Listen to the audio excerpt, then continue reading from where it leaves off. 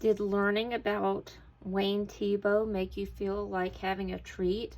It made me feel like having a treat. Look at that. Does that look yummy? An ice cream sundae.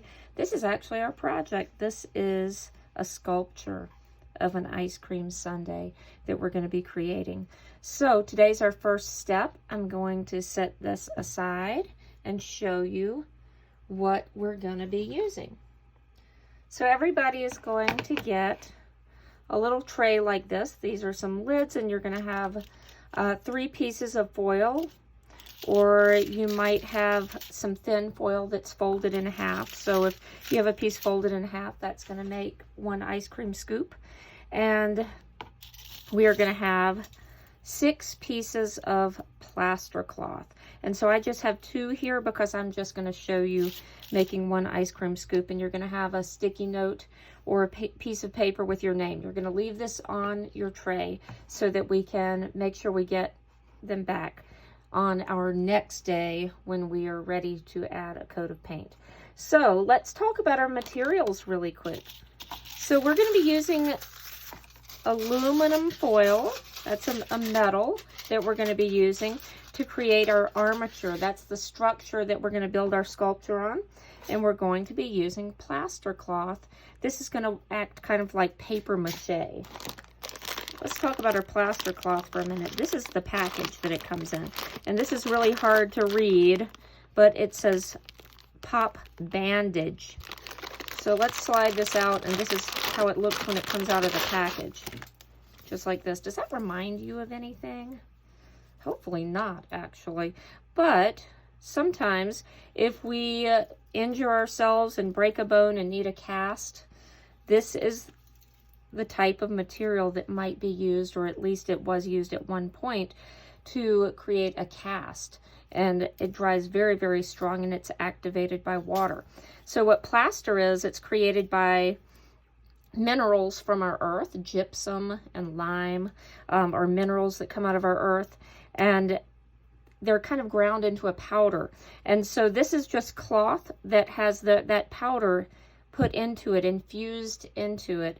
And so that's going to be what we're going to be creating our project with. So lots of different uses for that. So some natural materials here that we're going to be creating our projects with.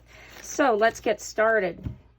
So the first thing I have to do, I'm going to put this little guy aside. I have some water here.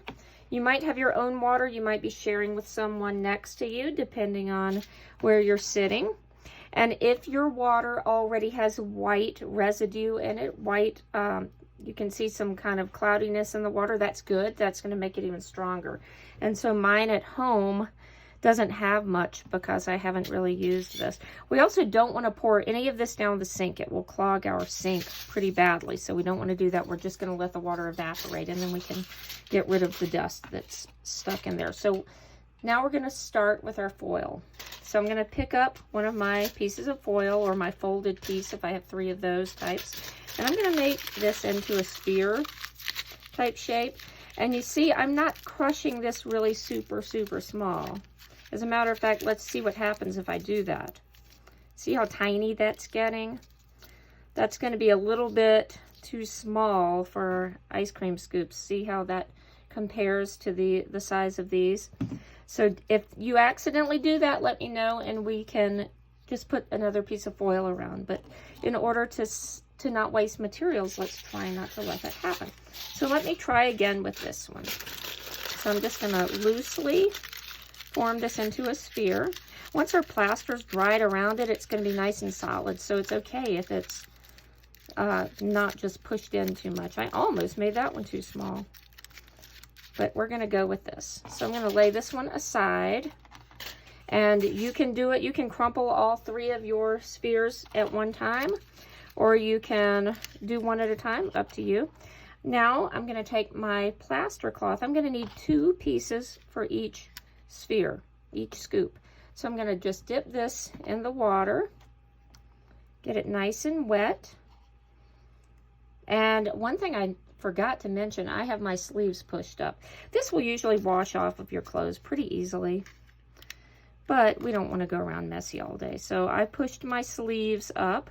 Also, you are welcome to wear an apron if you would like. So I just wrapped that around. You can see it's really soft now that the water has activated the plaster. And so I can smooth that down. And it's going to have a bit of a fabric texture.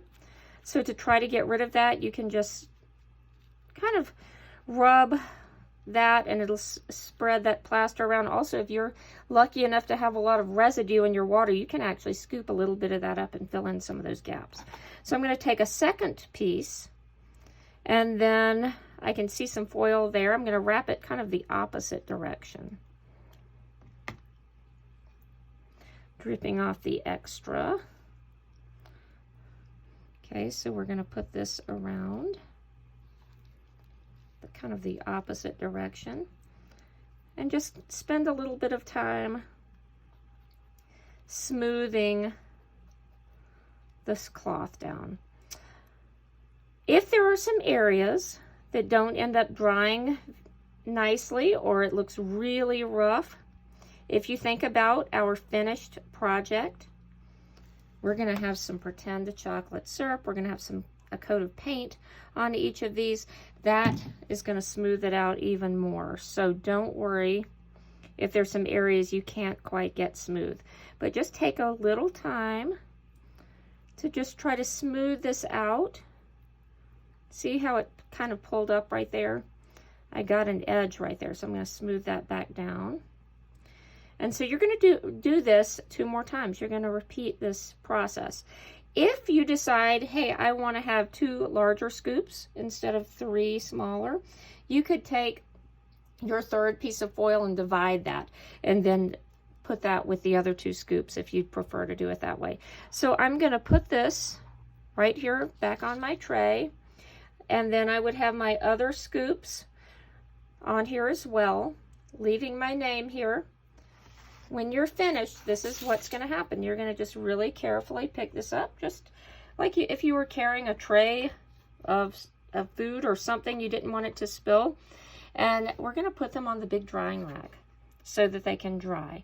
And they will probably take 24 to 48 hours to dry enough for our base coat. So we have a second project that I will tell you about tomorrow that we're going to work on while we're working on these 2. So with your water, after you've put your tray on the drying rack, we're going to just make sure, again, we don't pour the water down the sink. We'll just put it on the counter and let it evaporate. We'll clean up our area, and then we will let these dry so they'll be ready for our next step.